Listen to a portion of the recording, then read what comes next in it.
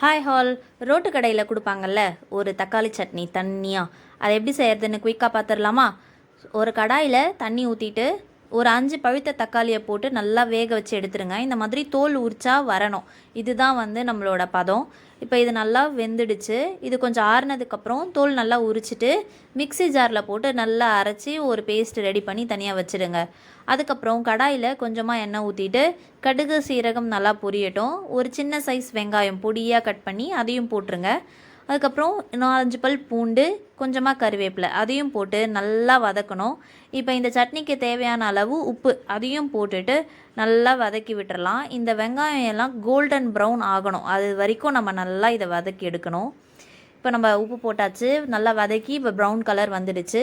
இப்போ நம்ம அரைச்சி வச்சுருக்கோம் இல்லையா அந்த தக்காளி விழுது, அதையும் போட்டுருங்க. போட்டுட்டு மஞ்சள் தூள் ஒரு 1/4 ஸ்பூன் போட்டிருக்கோம்.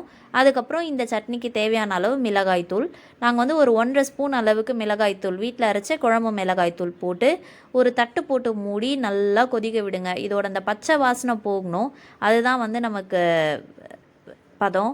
இப்போ நல்லா இது தட்டு போட்டு மூடி நல்லா கொதிக்க வச்சிட்டோம். இப்போ பாருங்கள், சூப்பரான தண்ணி சட்னி செம்ம டேஸ்டியாக ரெடி ஆகிடுச்சு. இப்போ சூடான இட்லியில் இந்த சட்னியை நல்லா ஊற வச்சு நல்லா பிசைஞ்சு சாப்பிட்டோன்னா செம்ம டேஸ்ட்டாக இருக்கும். கண்டிப்பாக ட்ரை பண்ணி பாருங்கள். Do subscribe guys. Thank you. By.